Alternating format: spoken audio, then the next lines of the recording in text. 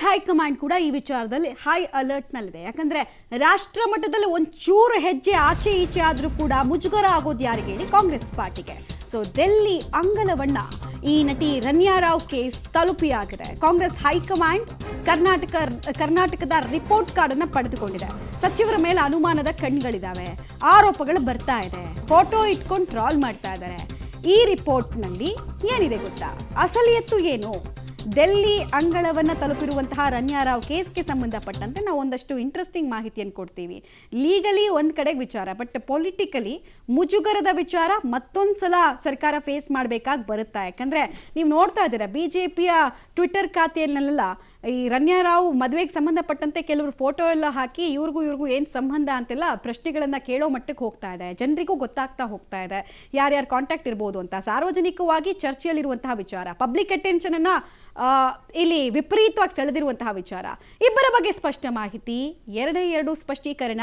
ಏನು ಹಾಗಾದರೆ ಎರಡು ಸ್ಪಷ್ಟೀಕರಣ? ರಿಪೋರ್ಟ್ನಲ್ಲಿ ಏನಿದೆ ಅಂತ. ಸಚಿವರ ವಿಚಾರದಲ್ಲಿ ಡೇಂಜರ್ ಝೋನ್ ಇಲ್ಲ, ಯಾರ ಮೇಲೂ ಕೂಡ ಕಳಂಕ ಬರೋ ಸಾಧ್ಯತೆ ಇಲ್ಲ ಅನ್ನೋದನ್ನ ಹೇಳ್ದಂಗೆ ಕಾಣಿಸ್ತಾ ಇದೆಯಂತೆ. ನಮ್ಮ ಯಾವ ಸಚಿವರ ಪಾತ್ರ ಕೂಡ ಈ ಪ್ರಕರಣದಲ್ಲಿ ಇಲ್ಲ ಅನ್ನೋ ವರದಿಯನ್ನ ಕಳಿಸ್ಕೊಟ್ಟಿದ್ದಾರಂತೆ ಕಾಂಗ್ರೆಸ್ನ ಹೈಕಮಾಂಡ್ಗೆ.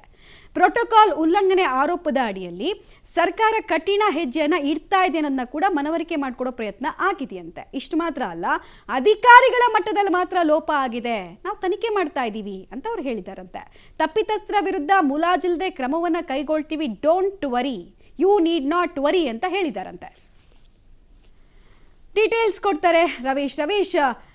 ಯಾವುದೇ ಪ್ರಕರಣ ತಗೊಂಡ್ರು ಕೂಡ ನಾವು ಅಧಿಕಾರಿಗಳ ತಪ್ಪು, ನಮ್ಮ ರಾಜಕಾರಣಿಗಳದ್ದು, ನಮ್ಮ ಸಚಿವರದ್ದು ತಪ್ಪೇ ಇಲ್ಲ ಅಂತ ಹೇಳುವಂಥ ಪ್ರಯತ್ನ ಈಗಾಗಲೇ ಮಾಡಿದ್ದಾರೆ. ವಾಲ್ಮೀಕಿ ಹಗರಣ ಇರ್ಬೋದು, ಮೂಡ ಹಗರಣ ಇರ್ಬೋದು, ಈ ಒಂದು ಕೇಸ್ ಹೋಗ್ತಾ ಇರುವಂತಹ ಡೈರೆಕ್ಷನಲ್ಲಿ ಇಲ್ಲೂ ಹಾಗೆ ಕಾಣಿಸ್ತಾ ಇದೆ. ಜಸ್ಟ್ ಅಧಿಕಾರಿಗಳ ತಪ್ಪು, ಅಧಿಕಾರಿಗಳ ತಲೆ ಕಟ್ಟೋ ಕಾರ್ಯಕ್ರಮ. ಇದೇ ರಿಪೋರ್ಟನ್ನು ಹೈಕಮಾಂಡ್ ಕೊಟ್ರಾ ಅನ್ನೋದು ಪ್ರಶ್ನೆ. ಮಮತಾ, ಖಂಡಿತವಾಗಿಯೂ ಕೂಡ ಯಾವುದೇ ಪ್ರಕರಣದಲ್ಲಿ ಆಗಬೇಕಾದ್ರೂ ಕೂಡ, ಅಂದರೆ ಅಧಿಕಾರಿಗಳ ಮಟ್ಟದಲ್ಲಾದರೆ ಹಿರಿಯ ಅಧಿಕಾರಿಗಳು ಬಚಾವ್ ಆಗ್ತಾರೆ, ಕೆಳ ಹಂತದ ಅಧಿಕಾರಿಗಳು ಒಂದು ರೀತಿಯಲ್ಲಿ ಸಿಕ್ಕಾಕೊಳ್ತಾರೆ. ಸರ್ಕಾರ ಮಟ್ಟದಲ್ಲಾದರೆ ಅಧಿಕಾರಿಗಳು ಒಂದು ರೀತಿಯಲ್ಲಿ ಸಿಕ್ಕಾಕೊಳ್ತಾರೆ, ಬೇರೆ ಪ್ರಭಾವಿ ನಾಯಕರುಗಳು ಕೂಡ ಬಚಾವಾಗ್ತಾರೆ.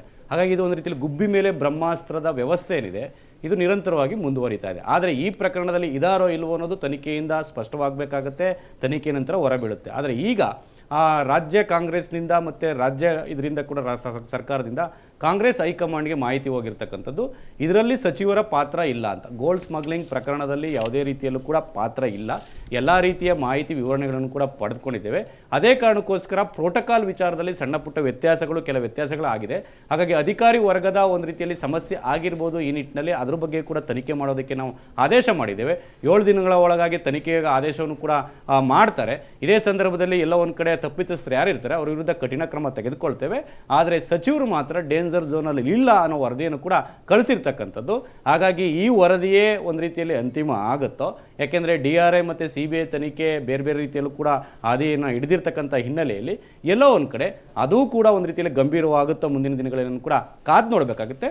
ಸದ್ಯಕ್ಕಂತೂ ಯಾವುದೇ ರೀತಿಯ ಸಮಸ್ಯೆ ಇಲ್ಲ ಸಚಿವರಿಂದ ಅಂತಲೂ ಕೂಡ ಹೈಕಮಾಂಡ್ಗೆ ವರದಿ ಕಳಿಸಿರ್ತಕ್ಕಂಥದ್ದು. ಮಮತಾ, ಆಲ್ ರೈಟ್, ಧನ್ಯವಾದ ರವೀಶ್ ನಮ್ಮೆಲ್ಲ ಮಾಹಿತಿಗಾಗಿ. ಒಟ್ಟಿನಲ್ಲಿ ಯಾವುದೇ ಪ್ರಕರಣ ತಗೊಳ್ಳಿ, ರಾಜಕಾರಣಿಗಳ ಕಡೆ ಡೈರೆಕ್ಷನ್ ಬರ್ತಾ ಇದ್ದ ಹಾಗೆ ಅಲ್ಲಿ ಕ್ಲೀನಿಂಗ್ ಕೆಲಸ ಆಗತ್ತೆ, ಪರಿಶುದ್ಧರು ನಾವು ಅಂತ ತೋರಿಸೋ ಕೆಲಸ ಆಗುತ್ತೆ. ಮತ್ತು ಅದು ಅನಿವಾರ್ಯ ಕೂಡ. ಯಾವುದೇ ಸರ್ಕಾರಕ್ಕಾದರೂ ನಾವು ತನಿಖೆನ ಸರಿ ದೃಷ್ಟಿಯಲ್ಲಿ ಮಾಡ್ತಾ ಇದ್ದೀವಿ, ನಮ್ಮವ್ರು ಎಲ್ಲರೂ ಕೂಡ ಸಾಚಾಗಳು ಅನ್ನೋದನ್ನು ಹೇಳುವಂತಹ ಅನಿವಾರ್ಯತೆ ಆಳುವ ವರ್ಗಕ್ಕಿದೆ. ಅದನ್ನೇ ಇಲ್ಲೂ ಮಾಡ್ತಾ ಇದ್ದಾರೆ ಅನ್ನೋದು ಪ್ರಶ್ನೆ. ಬಟ್ ಇದು ಇಲ್ಲಿಗೆ ನಿಂತ್ಕೊಳ್ಳುತ್ತಾ ಅಂತ ಹೇಳೋದು ಕಷ್ಟ. ಯಾಕಂದರೆ DRI ಮತ್ತು CBI ಎರಡೂ ಕೂಡ ಸೆಂಟ್ರಲ್ ತನಿಖಾ ಏಜೆನ್ಸಿಗಳಾಗಿರೋದ್ರಿಂದ ಕುತೂಹಲ ಇದೆ. ಅವ್ರು ಯಾರ್ಯಾರಿಗೆ ನೋಟಿಸ್ ಕೊಡ್ತಾರೆ, ಬನ್ನಿ ಒಂಚೂರು ಮಾತಾಡೋಕ್ಕಿದೆ ಅಂತ ಕರೀತಾರೆ, ಅಲ್ಲಿಗೆ ಸರ್ಕಾರದ ಇಮೇಜ್ ಹಾಗೇ ಉಳಿಯುತ್ತಾ ಅಥವಾ ಚೇಂಜ್ ಆಗ್ತಾ ಹೋಗುತ್ತಾ ಅನ್ನೋದು CBI ರಾಜ್ಯಕ್ಕೆ ಎಂಟ್ರಿ ಕೊಟ್ಟು ಸುದೀರ್ಘವಾಗಿ ತನಿಖೆ ಮಾಡಿದ ನಂತರ ಅಷ್ಟೇ ಹೇಳ್ಬೋದು. ಬಟ್ ತಾತ್ಕಾಲಿಕವಾಗಿ ಬೀಸೋ ದೊಣ್ಣೆಯಿಂದ ತಪ್ಪಿಸ್ಕೊಂಡಿದ್ದಾರೆ ಕೆಲ ಸಚಿವರು. ಬಟ್ ಆತಂಕ ಅವ್ರಿಗೆ ಇದ್ದೇ ಇದೆ, ಡವ ಇದ್ದೇ ಇದೆ ಅವರಿಗೆ. ಯಾವಾಗ ಯಾರು ಬಂದು ಮನೆ ಬಾಗಿಲು ಬಡಿತಾರೋ ಈ ಕೇಸಿಗೆ ಲಿಂಕ್ ಇಟ್ಕೊಂಡು ಅಂತ ಹೇಳಿ ಒಂದು ಭಯ ಇದೆ. ಆದರೆ ಒಂದು ದುರಂತ ಏನು ಅಂತ ಕೇಳಿದ್ರೆ, ಯಾವುದೇ ಪ್ರಕರಣ ತಗೊಳ್ಳಿ, ನೀವು ಬಿಟ್ಕಾಯಿನ್ ತಗೊಳ್ಳಿ, ವಾಲ್ಮೀಕಿ ಪ್ರಕರಣ ತಗೊಳ್ಳಿ, ಡ್ರಗ್ ಜಾಲ ತಗೊಳ್ಳಿ, ಎಲ್ಲ ಬಂದು ಕೊನೆಗೆ ನಿಲ್ಲೋದು ವಿಧಾನಸೌಧದ ಮೆಟ್ಲ ಹತ್ರ.